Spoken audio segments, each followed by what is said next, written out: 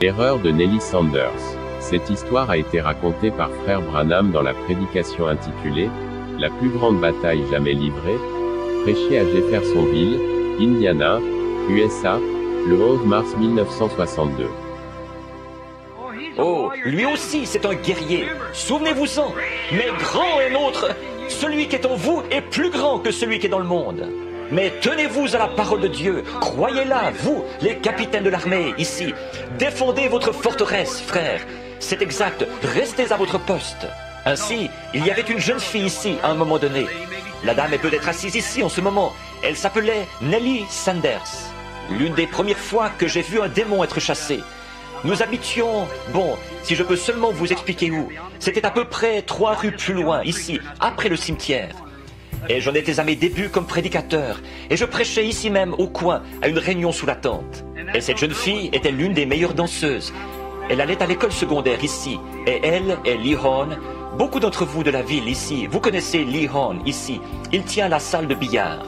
Alors elle et Lee Horn, c'étaient les meilleurs danseurs de la région. Lui, il est catholique. Évidemment, la religion, pour eux, ça ne comptait pas. Et donc, pour Nellie et les autres. Donc, elle était très bonne danseuse, et lui aussi. Et il y avait cette danse qu'ils appelaient le Black Bottom, et le Jitterbug, là, et toutes ces choses. Et elle était là, ces deux-là étaient les meilleurs de la région. Un jour, elle est entrée d'un pas mal assuré, ici, un soir à la réunion. Là, elle est tombée à genoux à l'hôtel, la petite Nellie, qu'elle soit bénie. Elle est restée là, à l'hôtel. Elle a levé la main, elle pleurait, et les larmes coulaient sur ses joues.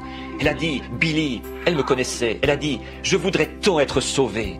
J'ai dit, Nellie, tu peux être sauvée. Jésus t'a déjà sauvée, fille. Il faut que tu l'acceptes maintenant, en te fondant sur sa parole.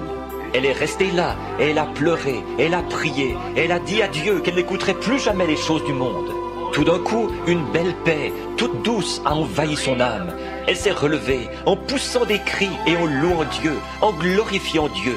Et environ 6 ou 8 mois plus tard, elle descendait la rue Spring un soir. Bon, elle était toute jeune, elle n'était qu'une adolescente d'environ 18 ans. Elle était venue me voir et elle disait, Hope, ça c'était ma femme, celle qui est décédée. Elle disait, comme j'aimerais ressembler à Hope et à Irène. Elle disait, tu sais, elles n'ont jamais été dans le monde. Elle disait, le monde laisse son empreinte sur vous. Elle disait, j'ai un air dur. Elle disait, bon, j'ai arrêté de porter du maquillage et tout, mais j'ai un air tellement dur. Même mes traits de mon visage, elle disait, j'ai un air dur.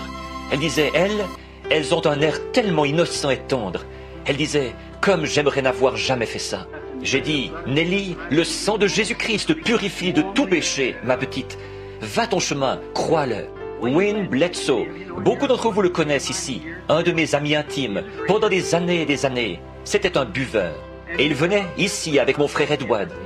Et il s'était enivré là-bas, dans la rue. Alors je l'ai ramassé parce que les agents de police allaient lui mettre la main dessus. Je l'ai emmené ici. J'étais prédicateur. Et j'habitais chez maman et papa, ici. C'était bien avant que je me marie. Et je l'ai pris, je l'ai mis au lit, là. Je dormais sur un canapé. Il y avait tout un tas de Branham, vous savez, nous étions 10.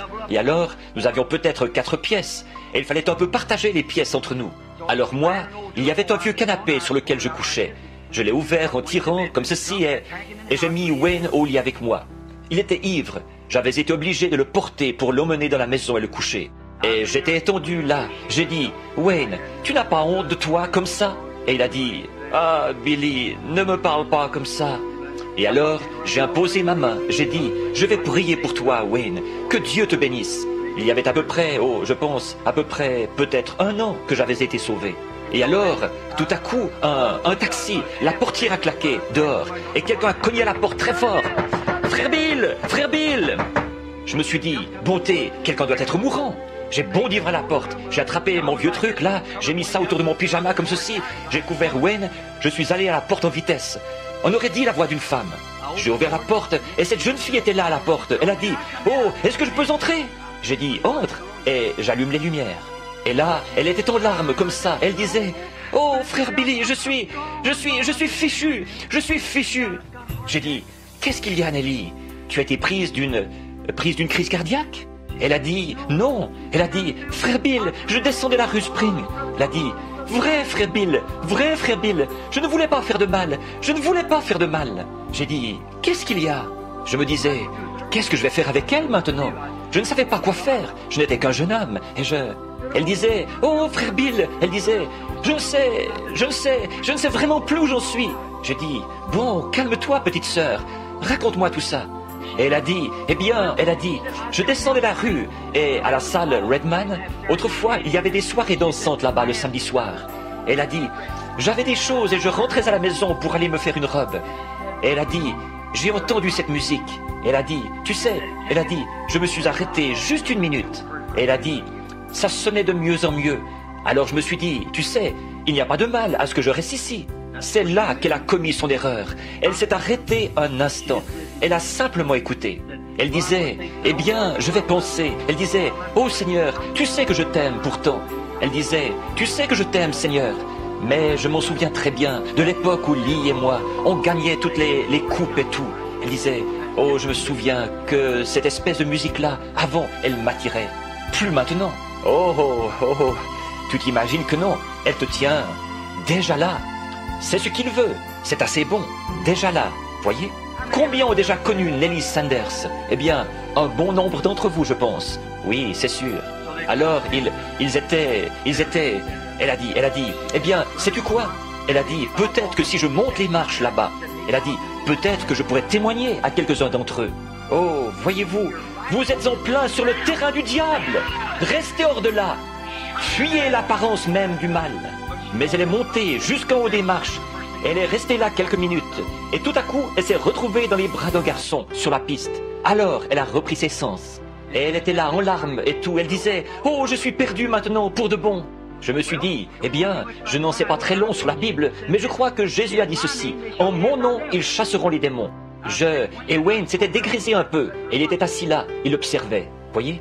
Alors j'ai dit, maintenant démon, je ne sais pas qui tu es, mais je te le dis maintenant, ça c'est ma sœur, et tu n'as pas le droit de la retenir. Elle ne voulait pas faire ça, elle s'est juste arrêtée un instant, mais c'est quand même là qu'elle a commis son erreur. J'ai dit, mais tu vas être obligé de sortir d'elle, tu m'entends? Je le certifie, oh Dieu, au tribunal du jugement, ce sera connu. Cette porte grillagée s'est mise à s'ouvrir et à se fermer toute seule.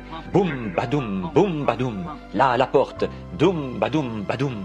J'ai pensé, et elle a dit, Bill, regarde-la.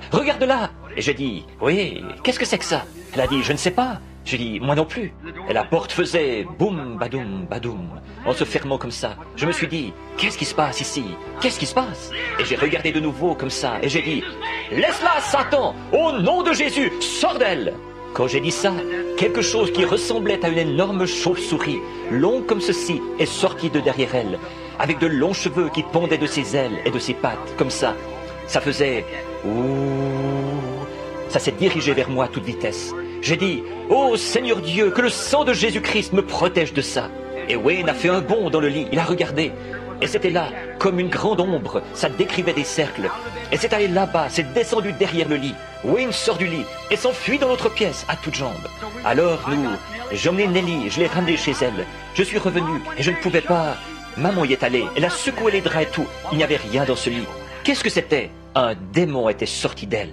Qu'est-ce qui était arrivé? Elle s'était arrêtée un instant. C'est tout. Ne vous arrêtez pas du tout. Quand Dieu fait pénétrer sa parole dans votre cœur, prenez simplement cette épée et commencez à trancher et à découper. Alléluia.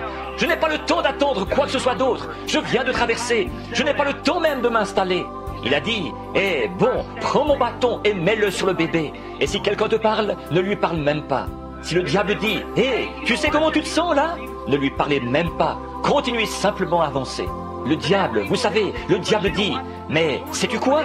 Tu sais, un tel, quand il a reçu le Saint-Esprit, tu te souviens? Il a presque perdu la tête. Ne lui parlez même pas. Continuez simplement à avancer. Vous ne savez pas ce qu'il en est d'un tel. Il s'agit de vous et Dieu. C'est exact. Gardez Dieu. Il oint ses serviteurs. Il faut que je me dépêche. Dieu oint ses serviteurs. Voyez?